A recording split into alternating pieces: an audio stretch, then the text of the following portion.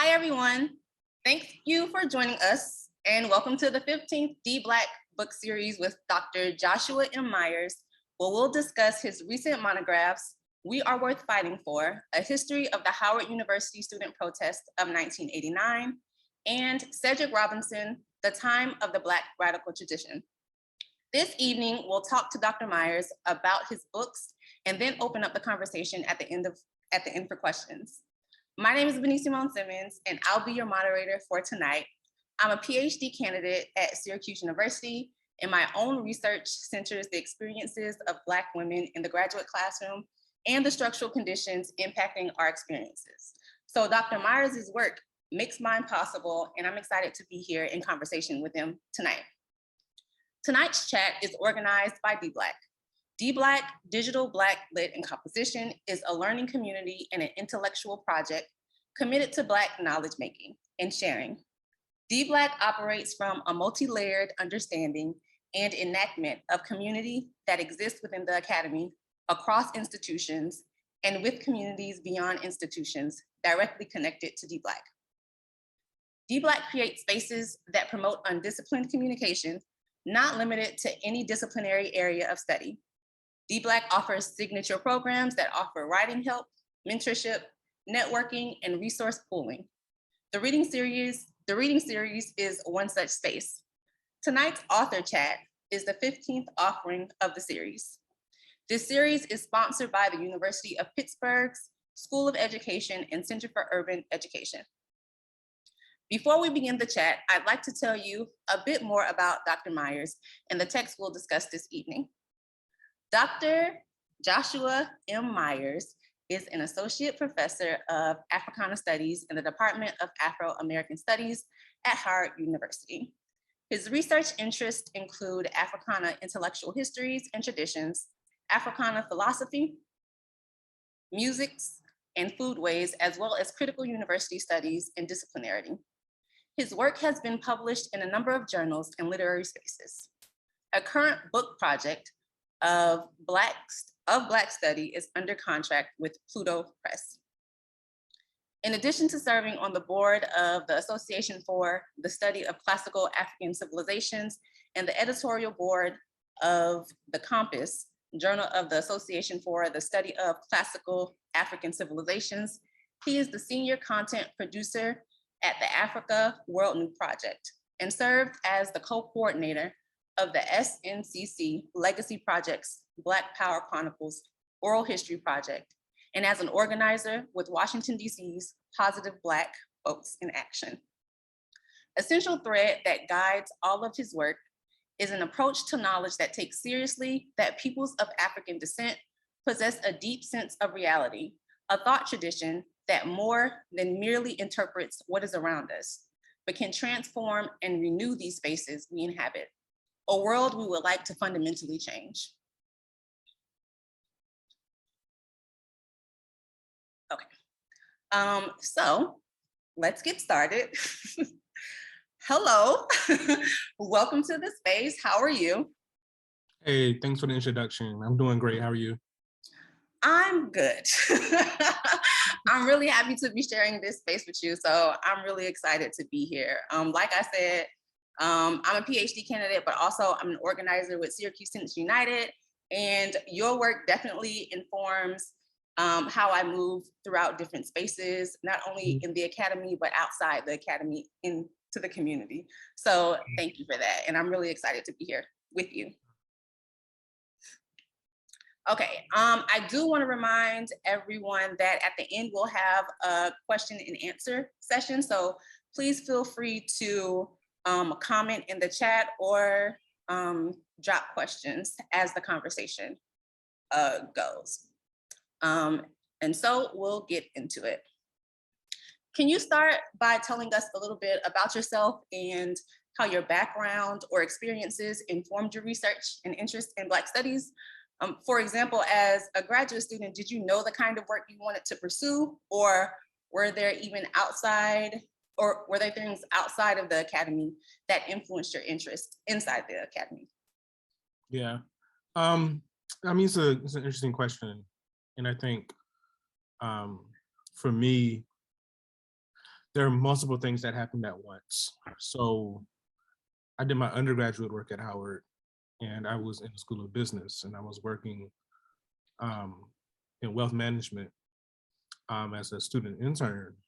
Mhm. And there was just so many reasons why, it didn't feel like it should be my life's work. Um, there was this one day where the news of what Black activists were doing in Nigeria to oppose the destruction of the environment led by Shell Oil. And it was called the Movement to Emancipate the Nigeria Delta. And I was reading about it in the newspaper. And I went to work that same day. And, my supervisor or the person directly ahead of me was like, we should encourage people to invest in oil because it's a stable financial investment.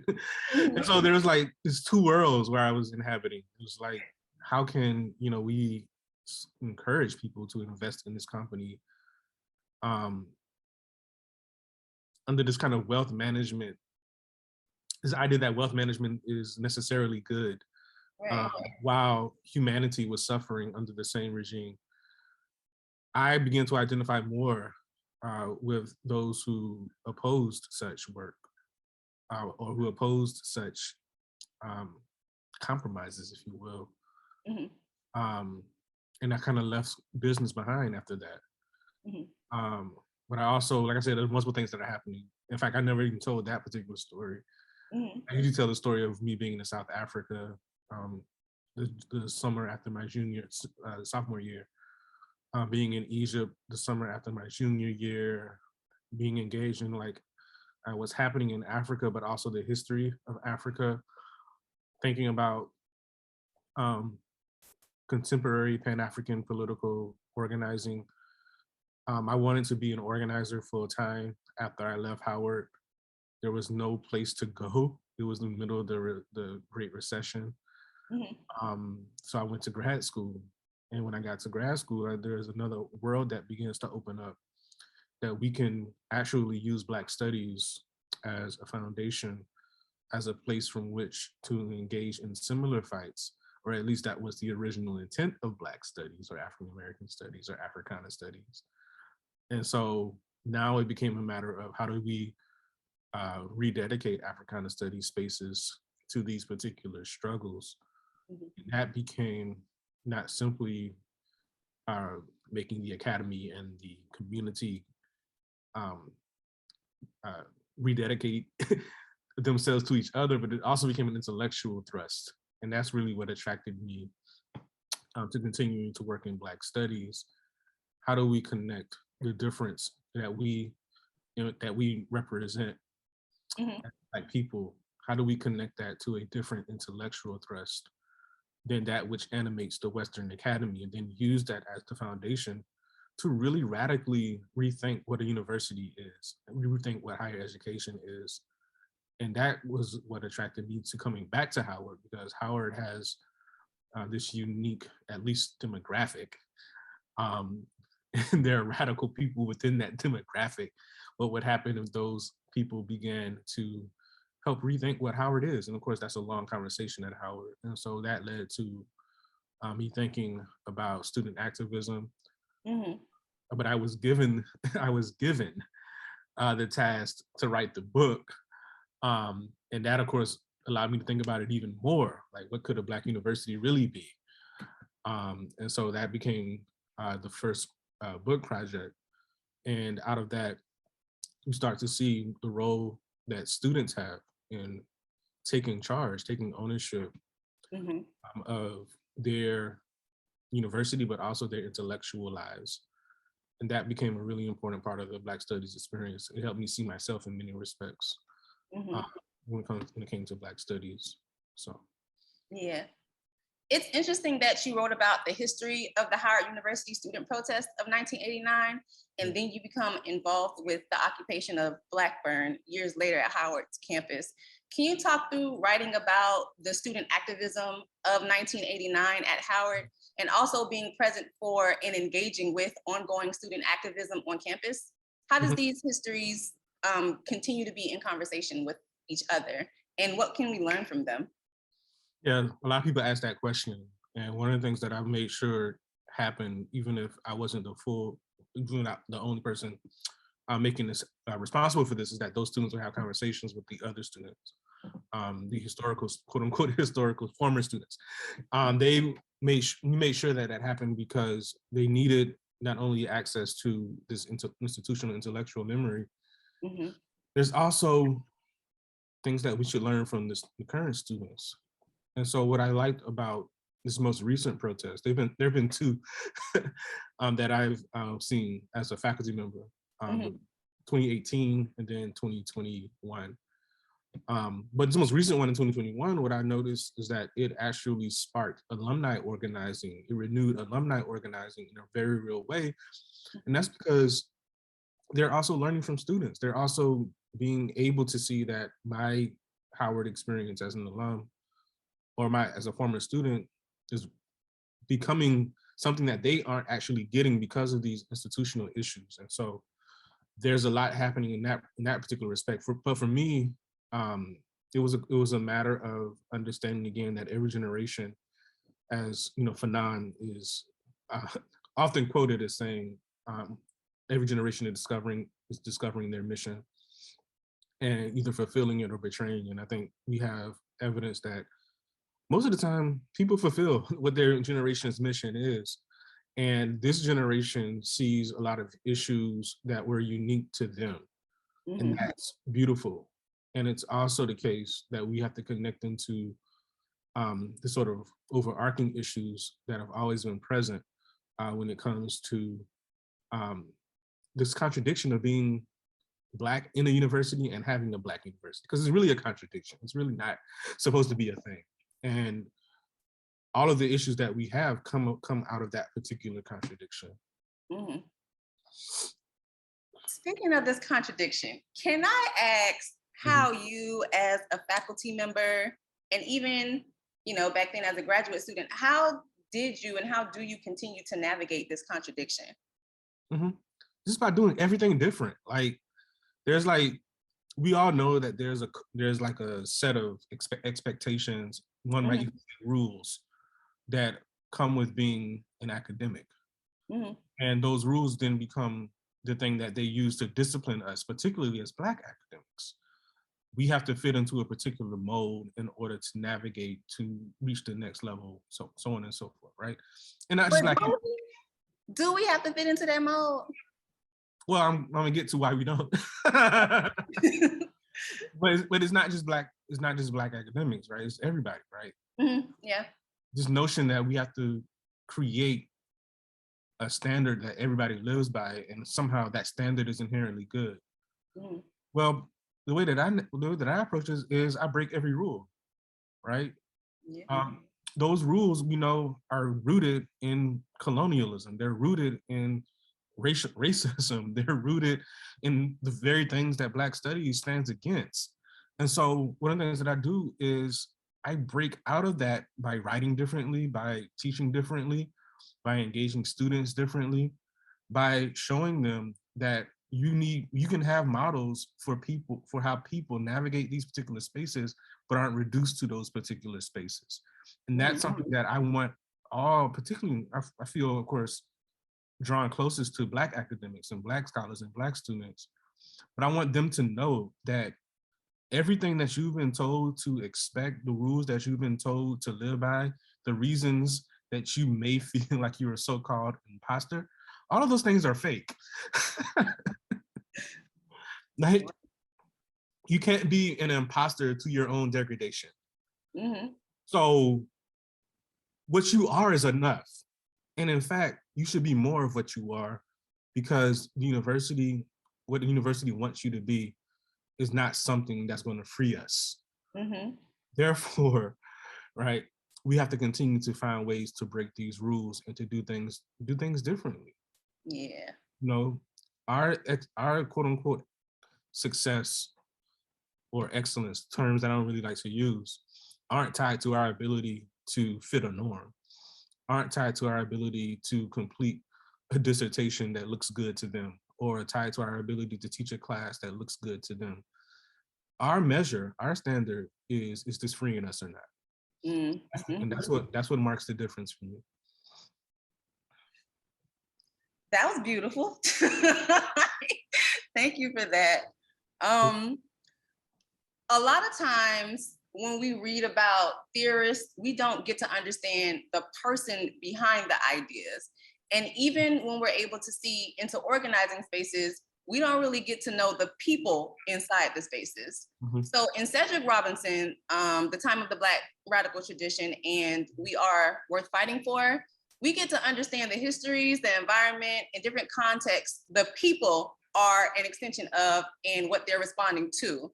And I appreciate how your writing centers the people while still highlighting their projects. What inspired this move to center Cedric Robinson and to center the students at Howard alongside their projects? Yeah. Well, these two books are very different in terms of that particular approach. Mm-hmm. But We Are Worth Fighting For, it was actually very easy.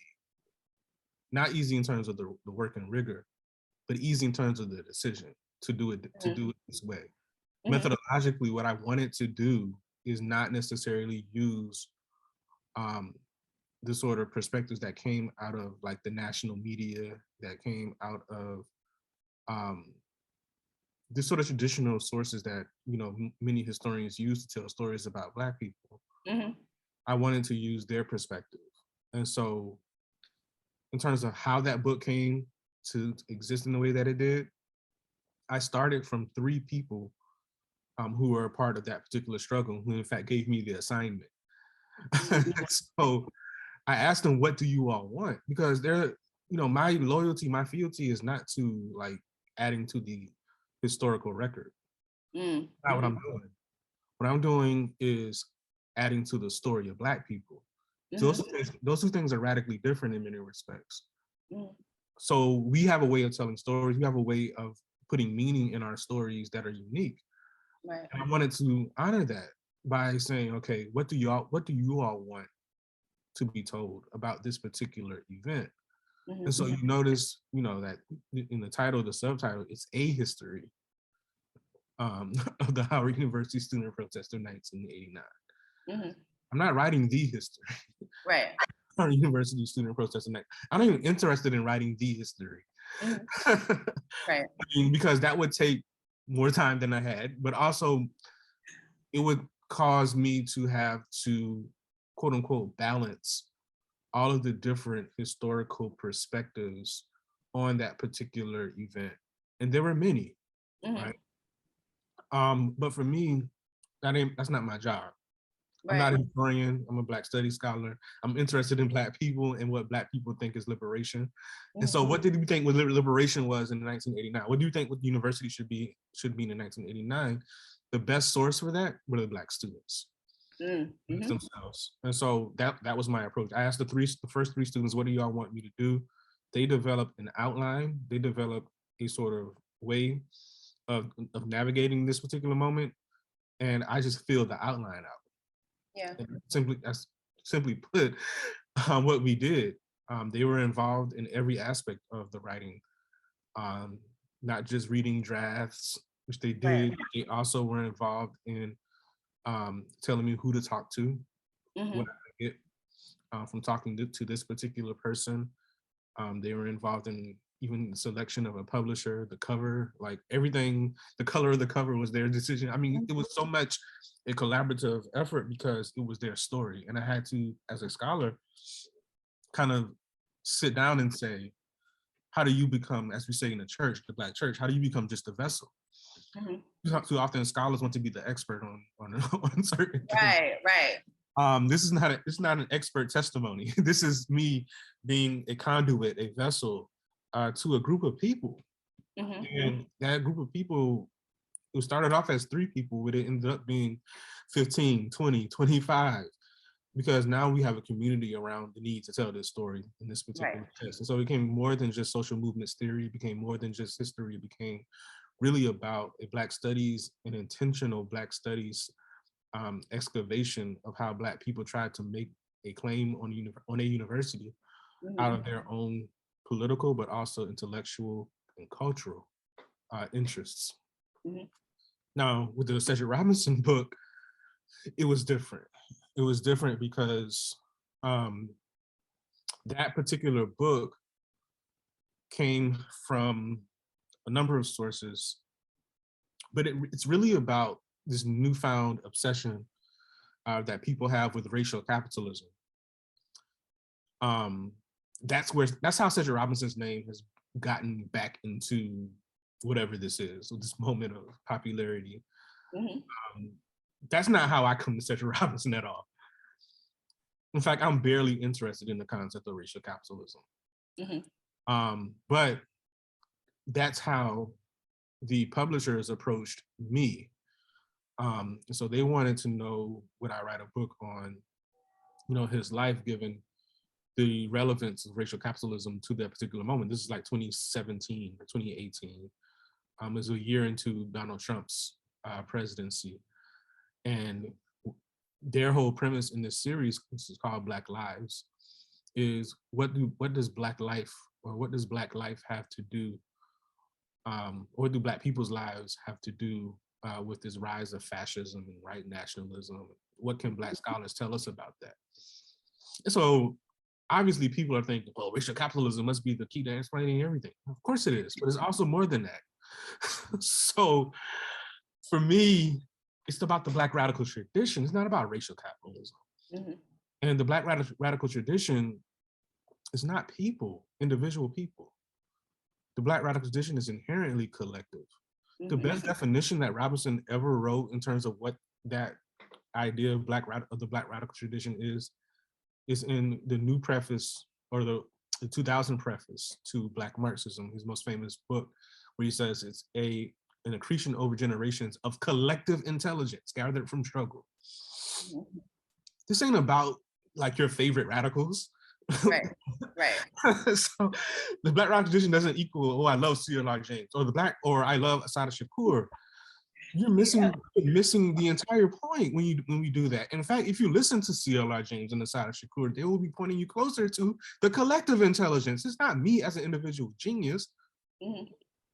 And so, if that's true, then Cedric Robinson is not an individual genius.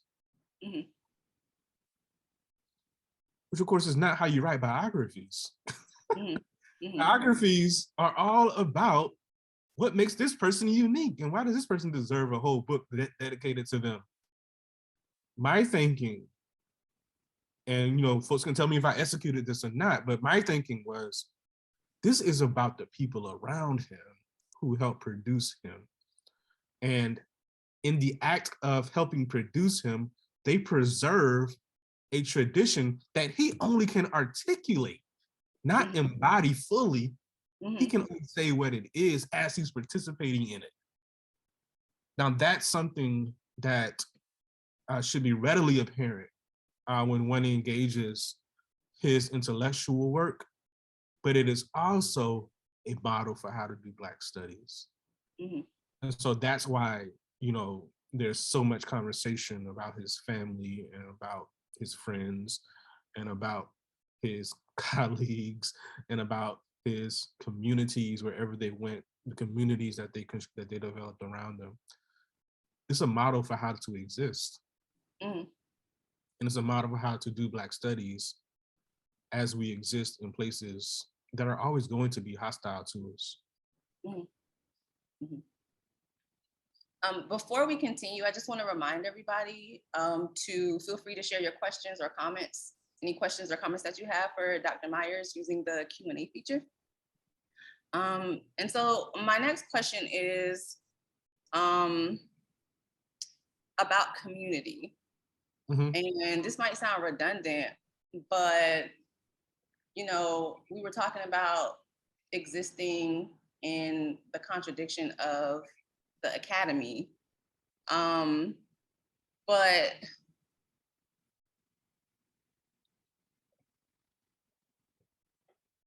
can you share your thoughts on the significance of community in relation to Black liberation and the Black radical tradition? Yeah. Community as that which exists beyond the academy, or community as a concept itself? The concept itself. Yeah. Like I said, collective intelligence. And so when we find Black intellectuals thinking about liberation, or when we're writing about liberation, we also find evidence that it's a communal definition or a communal orientation. Those scholars that we love so much, those activists that we love so much, many of them were loved by a community first. Like, that's what gives you the wherewithal to be able to have the confidence to say that we will struggle, we will be free. Because somebody modeled what love was like to you before. I think that's extremely important, because our jobs aren't going to love us, as many people say, right? University is incapable of practicing that kind of love. The academy, I mean, even though they try to like put it in their marketing materials, like, come home and be, you can't love us. Yeah. And I mean that in the most literal sense. You can't love us. And so when we get into the academy, and this is what June Jordan's work becomes so important to me, part of what we're also struggling inside the university with is, how do you find spaces where we can find the same love that our families and communities exhibited to us in these particular spaces? Because if you can find that, then the work comes easy. Yeah. So when she writes in 1969 about bringing back the person, this is June Jordan, bringing back the person, and what we're looking for is family, what we're looking for is that confidence. Part of what we know makes Black studies what it is, and everybody that's in Black studies has experienced this, is that you found a community before you found the intellectual content that makes up Black studies. Like, you found that part first. Yeah. That's extremely profound for me, because it shows us that if Black studies is ever to fulfill, and it constantly is fulfilling and not fulfilling this, right? But if it's ever to continue to fulfill its mandate and its mission, then community, love, family, togetherness are principles that have to be practiced first. And when you don't feel that, something is not right when it comes to the Black studies experience that you're having. That should be the litmus test. And then we can get to the actual work, right? The actual digging into the archives, the actual, studying, the actual writing, all the things that constitute intellectual work. But if there's no togetherness, there is no work. Right. Yeah.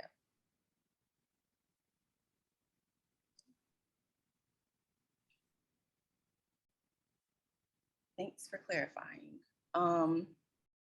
This next question is specifically about Cedric Robinson's book. And I wanted to ask if you can help me as well as others understand a particular concept. Cedric Robinson's experience as a graduate student was pretty significant in that it disrupted Western ways of thinking about political order. And doing so, can you discuss the significance of his ideas about leadership and how we should think about authority and the presumption of order, and ultimately their impact on how we think about political and power systems? Yeah. So we could be here all night talking about that. So I'm going to try to do something that I shouldn't do, which is distill it into a few points. Okay. But I'm going to preface this by saying that the terms of order, which is this conversation, the book that this conversation comes out of, it was his PhD dissertation. And I want to say that because I know there might be grad students here, that the dissertation can be like the work. Like it doesn't have to be a means to an end. Mhm. Robinson's dissertation was published without changing a single word. That's unheard of, unless we're talking about Black scholars. Because he I'm serious, he was able, and this is a generational thing too. These dissertations were used as tools of intellectual warfare against white supremacy. I mean, it was, that's the seriousness under which it was taken. It was not just, you know, this requirement for graduation. Yeah. There was no guarantee that he was going to write another book. Right? Right. So I just wanted to say that part. But in terms of the directly answering your question, the Terms of Order becomes a book that clarifies or tries to clarify how authority, order become tools of political leadership. Mhm. The original title of the book is Leadership, a Mythic Paradigm. Mhm. In other words, what we know as political leadership is about appropriation of our pre-existing ideas of authority and order, which is a difficult thing for most of us, all of us, in fact, I would say, to wrap our minds around, because for the last almost millennium, leadership has equaled authority, right? Mhm. And so we think leaders are authoritative simply because they're leaders. Mhm. What Robinson is saying is that that thinking comes out of a particular context and it appropriates a deeper meaning of authority and then takes that deeper meaning and assumes that this is what creates order, meaning things have a particular pattern, things have a particular formation in our minds. Like when we see a leader making a decision, creating a law, and us abiding by that law, Mhm. we live in an orderly society, which is like a crazy thing when you say that out loud. Ain't nothing orderly about this. In fact, the only part of this thing that's orderly is the violence.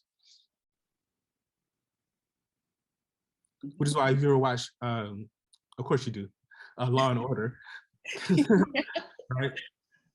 Who represents law? It's the DAs. But who represents order? It's the police. Mhm. When there's chaos, who do they call? The National Guard. Violence is the order. Mhm. So if that's true, then what does it mean for us to think about a different form of political reality that doesn't require violence or domination to create whatever we call society? Mhm.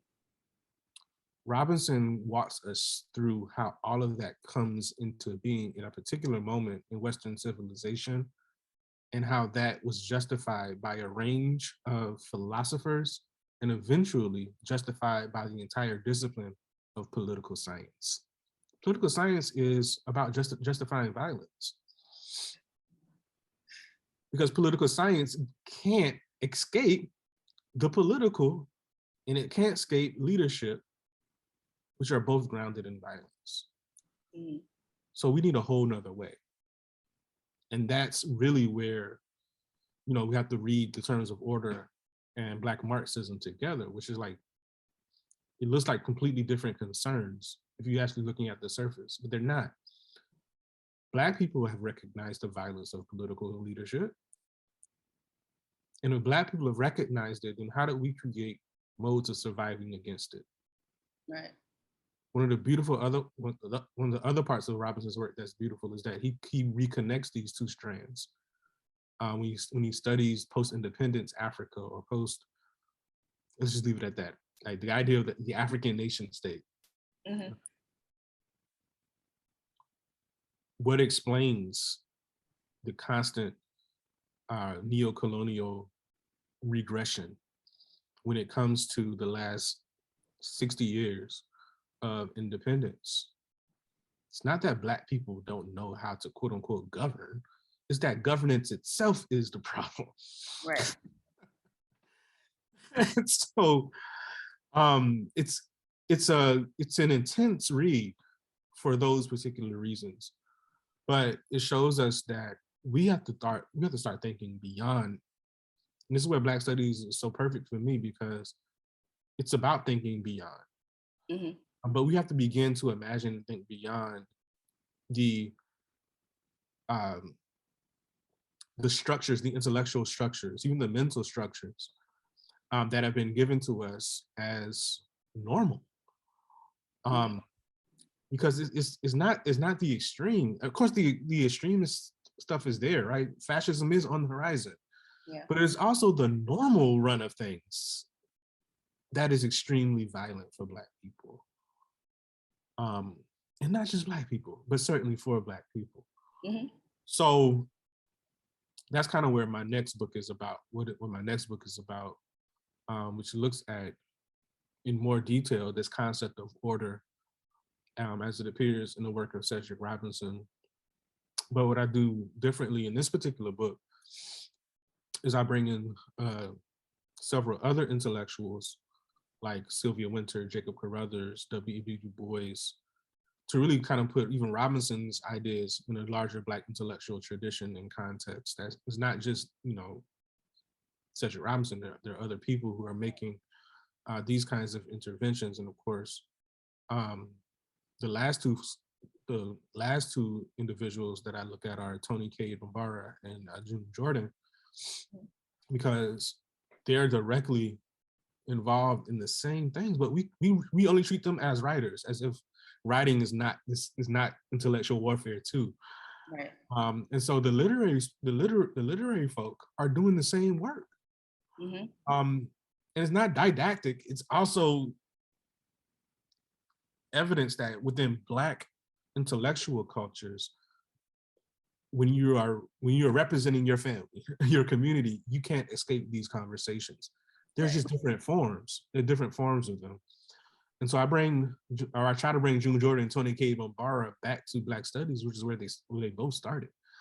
If you look at the trajectory of their lives. So I have one more question, and then I'll open it up for Q&A. My final question is, what do you believe is the current state of Black Studies in academia? Can you share your thoughts on what it means for Black Studies to exist in academia, how it's taken up, if at all, and generally, how can we do this work of Black Studies responsibly and with care? Wow. So Black Studies has always existed if we actually understand what is happening here, right? Which is peoples of African descent thinking, right? It's always existed. As long as we have existed, there's been something that we should call Black Studies. And if you think about it that way, we are not a quote unquote young discipline, right? If you think about the intellectual trajectory, even of Africans in diaspora, like all the different forms of intellectual work that we've engaged in, the last 50 plus years, that's just a small portion of it. Mm-hmm. But even in that small portion, there's a whole lot. And so first thing we got to do is we got to collect that archive and preserve it, because what we are now in danger of losing is the institutional and intellectual memory of the last 50, 54, 55 years. It's urgent right now. Like we just lost James Turner, right? Who was there for all those 55 years. And there in a very You're right up there next to him in Syracuse. Mhm. He was there in a very present way. He was there in a very architectural way Mhm. in terms of what Black Studies becomes. And there's at least one book that talks about his legacy, but there probably should be 10 books, given the immense amount of work that he did in community at Cornell. And so I think right now we're in a moment where the first thing that we should do, we're all at places where Black Studies has a history. We need to develop that and put it into place so that our successors can be able to access it. Mhm. And I say that because now when you say Black Studies to a 20-year-old who is in graduate school, perhaps, it means a very limited thing. Mhm. And I say that with all due respect, because we are now in a moment where institutionally and organizationally, that 20-year-old is learning Black Studies from someone who has no connection to Black Studies, but is teaching in Black Studies. Yeah. Like, that's where we are. Yeah. That's literally where we are. And so I don't know how we fix that, because again, the model that we now use, which is the university, was never supposed to be the model for us. Mhm. The only way that I think that we can possibly reverse that trend is to reconnect Black Studies to communal spaces and have those communal spaces over determine what Black Studies is. And that would, as my mentor, one of my mentors, Haile Garima, says, that will infect the academy. Mhm. Because now we're being infected by the academy. Yeah. I think that's something that we have to figure out how to reverse again. Mhm. It was always, what was happening at the Malcolm X Liberation School and Institute of the Black World as having an influence on the academy, versus what's happening in I don't know, not to pick on these folks, but comparative literature department, and how that affects what happens in Black Studies. So wait a minute, why are we listening to them? Okay. But again, that's what institutionalization does. Yeah. Right? It makes us look more and more like them. Yeah. And that has to be reversed, because we're always in a crisis moment. We're certainly in a moment where that memory doesn't exist in the same way. And I hear this all the time from graduate students. This is not just my assessment. Graduate students tell me all the time, like, how you talk about Black Studies, I don't get that in my seminars. And I'm wondering, when they say that, like, how did this happen? Like, what happened over the last 20, 25 years to make that happen?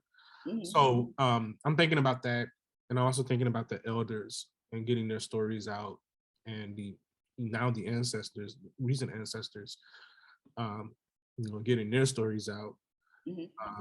and trying to come up with a hub or a space where those things can exist in, so that even people as far away as Syracuse can have access to Right. access to that central space, Mhm. because we certainly need it.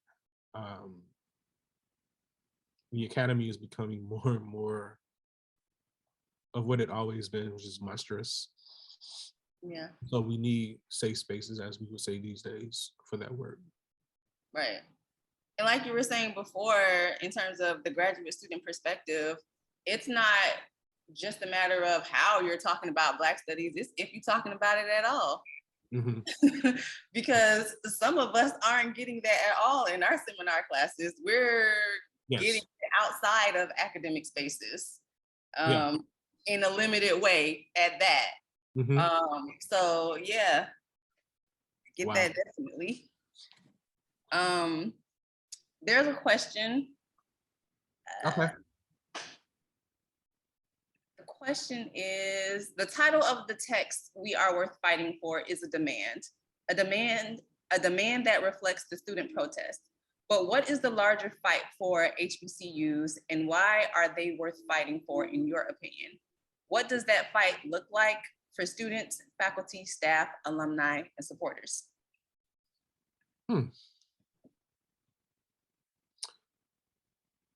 Those so there are two parts of that I think are intimate related, but I do want to disaggregate them a little bit. That title comes from one of the participants in the protests. Her name is April R. Silver. And she was talking to Sonia Sanchez the night before they decided to take over this building. Right. And Sonia Sanchez was like, they're gonna tell you, that you're doing the most. Like, this is not worth it. Like, go back to class. They're gonna tell you to do all those things. And she said that, I want to remind you all that you all are worth fighting for. And April kind of kept that. So years down the line, years later, that we are always going to be worth fighting for. So that right, that's not an institutional we. Like, institutions can wither away. But what can never wither away is the fight that we have for each other as human beings, as people, as a collective, as a community. That's the we, and we are worth fighting for. Right. So whether or not Howard acknowledges that or not doesn't determine anything, right? Right. We're still going to be worth fighting for. And I think we're in a moment where, in fact, even going back to the 60s, one of my favorite quotes is from Ackland Lynch, who's a professor and organizer of the Toward a Black University conferences. And he said, we're calling for a Black university. We're not necessarily calling to make Howard the Black university. Yeah. In other words, this transcends your love for institution. And I love our institutions. Like, we're about to come up on like homecoming season. Like, it's about to be fun. I love that. Right? I got a shirt from almost half of the HBCUs. I love our institutions, but my love for Black people transcends the love for an institution. Right? And what we do in those institutions is deeper than the how they say in church, is not about the four walls. Right? It goes beyond that, right? It's the people. So Harold McDougall, who teaches at the law school at Howard, he was over at my at one of my dinner parties, and we were talking about my book, and he said, I've always made a distinction between Howard as an institution and Howard as a community. And he just named the very thing that I was searching for when he said that. Right? This is about the communal aspect. Should we fight for HBCUs? Yes. Right? We should continue to fight for them. But as we fight for HBCUs, we also need to fight to radically reimagine higher education. Because one thing that I don't want, and this is actually what we're heading towards, is an HBCU landscape that simply becomes Harvard, MIT, in blackface. And to me, I would rather see our institutions closed than become that. And I'm being completely 100% honest. I would rather see us close than become the American higher education system in blackface.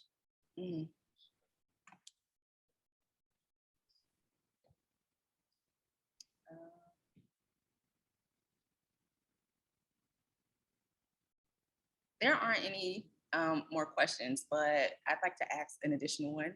Okay. If you don't mind. Sure. So there's a theme throughout both texts of refusal. And I know we talked about community previously, but as a graduate student and also as an organizer, I know from experience, but also, from observation, how difficult it is to exist in a space of refusal in the academy. A lot of times you're alone. A lot of times it's isolating. A lot of times you don't have community in that space of refusal. And then you're also looking at a lot of folks who are saying that they are saying the words of refusal and resistance, but when the time comes, for example, when there's a sit-in at Syracuse University, people aren't showing up to support the Black students who are participating or organizing this sit-in. So what advice would you give to those, or even really, how do you maintain your own refusal? Mm-hmm. Mm-hmm. Even, Well, even as a faculty member too. sure. Because there's a power as a faculty member that I don't know as a graduate student. Sure. And so there are different risks that you are experiencing that I don't or am not aware of. So how do you maintain your own refusal? The only risk, let me not say it so absolutely, even though I want to, like for poetical flourish.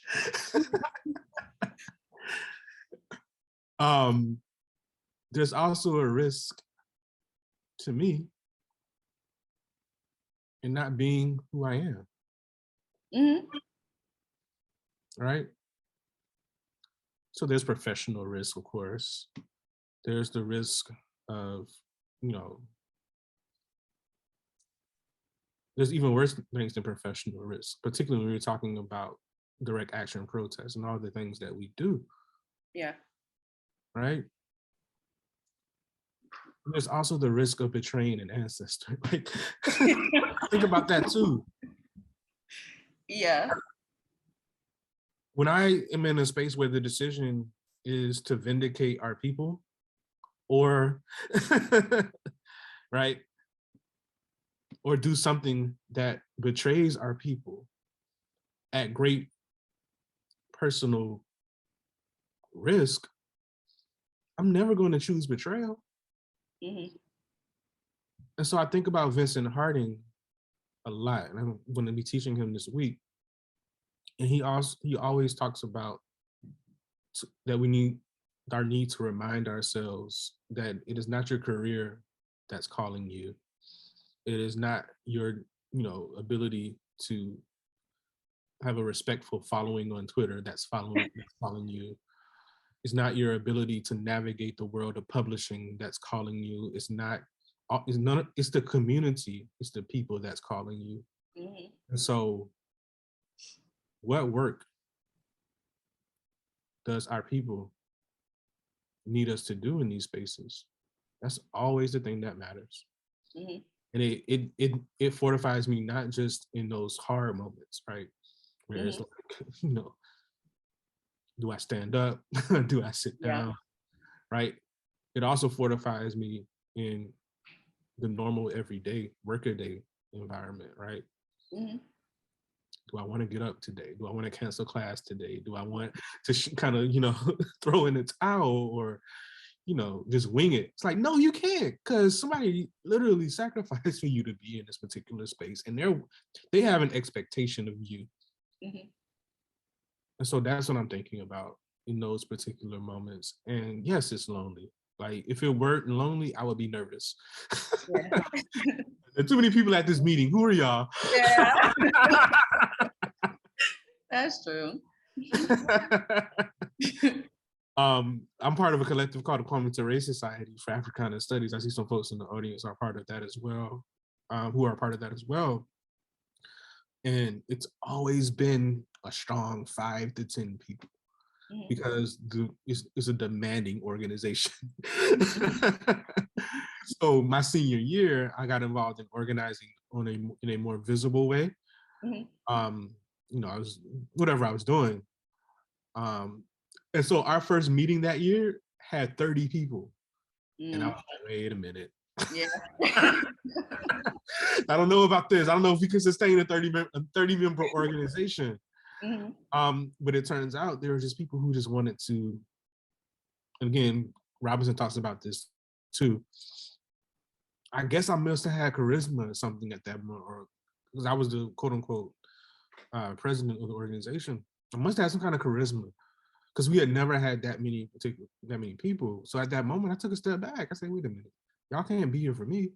And so by the third or fourth meeting, we were back to our numbers. Like, okay, now we can get back to work. So yeah, that's kind of how I approach that. And I know what that loneliness actually feels like too, in terms of on the graduate student level. it's hard. But again, you at that point, in those moments, it's remembering who calls you, Mm, who calls you to this work, because you're mhm. never really alone when you think about it that way. Yeah, yeah. I mean, I think that's just really important, especially for graduate students to hear, who are disrupting um, graduate student spaces, who Mhm. are disrupting, you know, just that environment where the expectation is for you to perform, for you to be professional, for you to uh, they tell you a lot to trust the process, but like Mhm. to me the process, why would I trust the process? The process ain't even for me. Yeah, yeah. And so, and the obvious risks are, well, I can't graduate sooner, or I won't get these Mhm. opportunities, or my Mhm. CV. Yeah. Like they wave a lot of pretty things in your face. Um, but So what I've learned, and I've been this person the whole time. Like I've been involved in academia since 2009 or so. mhm, What I find is that you make your own rules, right? mhm, You live by your own code, and once you do that, people will adjust to you. right. So that's something that has guided my navigation of these spaces. Like when I'm at a conference, I'm just the same person. Like I'm not Yeah. trying to be. I mean, because who was impressed? First of all, Right. like Yeah. whatever. Yeah. First of all, I'm just not impressed. Second of all, I'm not there to somehow make the academic logics work for us. And so I have that extra thing because I know it doesn't work. I know it's a conceit. I know it's not real. Mhm, But thirdly, it's like who you represent. mhm. So as long as my people come with me, it doesn't matter how I look to those people who are in the academy because I'm with my people. Yeah. And once you have that, it gives you a different kind of confidence. It gives you a different kind of reason for existing. And people will adjust to you Right. at a certain level. That's been my experience in writing, right? When I'm breaking a rule, that, you can't say that. You have to cite this. As long as it makes sense to you, Right. everyone else will have to adjust. Everyone else will have to figure out, well, why is this person making this particular declaration or decision? Because it obviously means something to them, right? Instead of them imposing their kind of wishes and projecting their beliefs on you, they now have to listen as opposed to, and people that don't listen, they don't matter.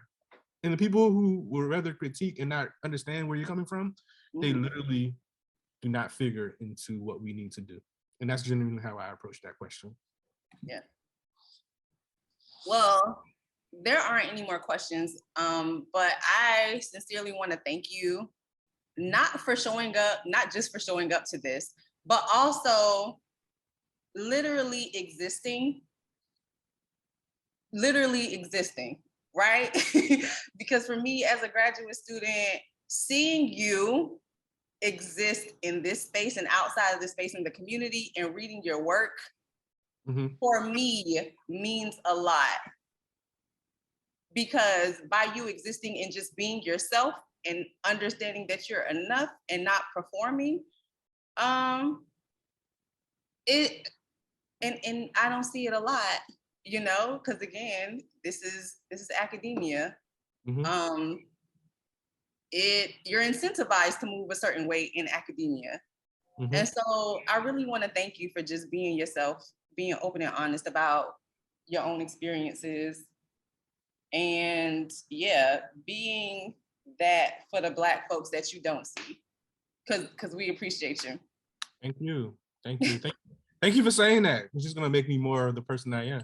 Yeah, please do. Please don't So stop. yeah, no, I appreciate that, and it's going to be all right. I love that phrase. Like what we stand for, and the reason that we exist in these particular spaces.